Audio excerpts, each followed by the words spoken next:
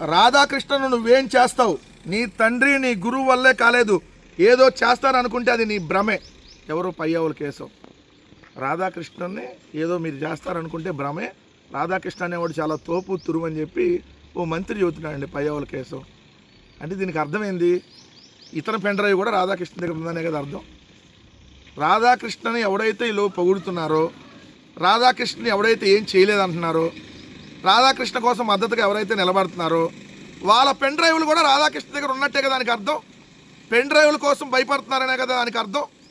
లేకపోతే ఆ నీచుడైనటువంటి రాధాకృష్ణ ఒళ్ళు బలిసి కొవ్వెక్కి ఇష్టం వచ్చినట్టుగా మహిళల మీద వ్యాఖ్యానాలు చేస్తే దాని మీద జగన్మోహన్ రెడ్డి గారు వైఎస్ఆర్ కాంగ్రెస్ పార్టీ రియాక్ట్ అయితే నువ్వేం పీకలేవు, ఏం పొడవలేవు రాధాకృష్ణని అని మాట్లాడతారో, పొడుస్తారో పీకుతారు. ఇలానే అన్నారు.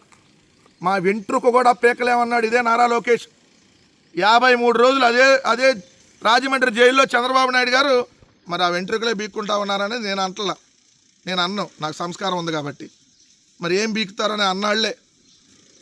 ఇదే రామోజీరావు మీడియా మొగలుగా ఎవడు అతన్ని టచ్ చేయలేడని అనుకుంటే సిఐడి వాళ్ళు పోలీసులు వెళ్తే బెడ్ మీద పడుకొని ఇది కాలమహిమో జగన్మహిమో తెలియదు అన్నాడు.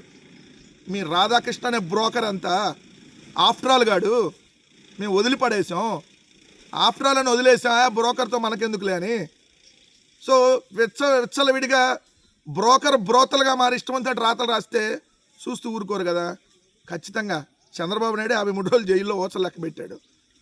మీ రాధాకృష్ణ అంతా పోలీస్ స్టేషన్ల చుట్టూతా ఖచ్చితంగా తిప్పిస్తాం. ఆంధ్రప్రదేశ్లో ఉన్న 28 జిల్లాల పోలీస్ స్టేషన్లు తిరుగుతాడు. 28 జిల్లాలు తిరుగుతాడు పోలీస్ స్టేషన్లకి. సో మీరు పెన్ డ్రైవ్లు ఉన్నాయని చెప్పి మీరు భయపడి ఆయనకు మద్దతుగా మాట్లాడవచ్చు, ఏం పీకుతారు, ఏం పొడుస్తారు రాధాకృష్ణ అని. సో కాలం నిర్ణయించింది. ఏదైతే రామోజీరావుకి నిర్ణయించినట్టే కాలం నిర్ణయిస్తుంది మిస్టర్ పయ్యావుల కేశవ్. అలానే జగన్ గారిని ఉద్దేశించి చేయించేది, బాధ్యతగా నటించేది జగనే. ఆ మాటల్ని అచ్చెన్నాయుడు ఇప్పుడు ప్రస్తావించారు. తండ్రి రాజశేఖర రెడ్డి మరణమైనా, వివేకానంద రెడ్డి హత్య అయినా, కోడికత్తి ఘటన అయినా, గులకరాయి దాడి అయినా ఏదైనా చేయించేది, తిరిగి బాధ్యతగా నటించేది జగనేనని ఆర్థిక మంత్రి పయ్యావుల కేశవ్ ఏదైతే విరుచుకుపడ్డారు. సిగ్గా శరమా నీకు పయ్యావుల కేశవ్? నువ్వు కడుపుకి అన్నం తింటలా, మీ తెలుగుదేశం వాళ్ళు గడ్డి తింటున్నారు.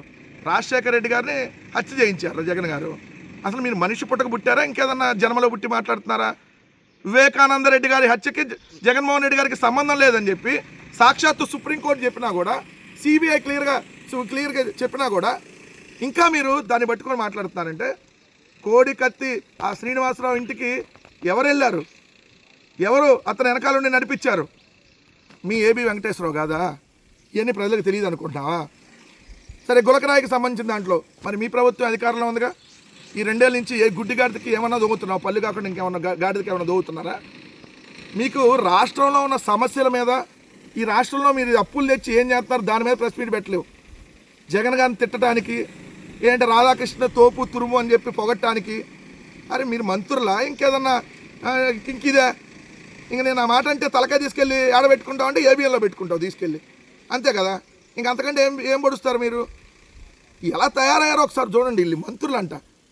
ఒక మంత్రి ఏమో క్యాబినెట్ సమావేశంలో ఏదైతే రామానాయుడు అనే మంత్రి ఏబిఎన్ రాధాకృష్ణ మనం అండగా నిలబడాలంటాడంట. ఇంకొకడేమో డైరెక్ట్గా వచ్చి ప్రెస్ మీట్ పెట్టి మీరేం బీగుతారు రాధాకృష్ణ, మేమందరం ఉన్నాం సపోర్ట్, కానీ ఇంకోటి అంటారంట. అంతేలే, మీ భార్యలని చెల్లెళ్ళుగా భావించి కట్టుకున్న దాన్ని ఇంకొకరికిచ్చి పెళ్లి చేసే రకాలు కదా. అదే రాధాకృష్ణ అన్నాడు కదా. అంతే, మీరందరూ దాంట్లో అది సమర్థించారు కదా. సమర్థించారంటే మీరు చేస్తున్నారని నేను అంటలా. రాధాకృష్ణ అంటున్నాడు అది మంచిదని. ఎస్, మీరు మంచిదే అంటున్నారు, అట్లా చేయొచ్చు, చేస్తున్నారని చెప్పి. ఇంక ఇట్లాంటి వాళ్ళ గురించి మనం ఎంత మాట్లాడుకుంటే అంత తక్కువ. మనం నోర్లు గలీజ్ అయిపోతాయి వీళ్ళ గురించి మాట్లాడితే.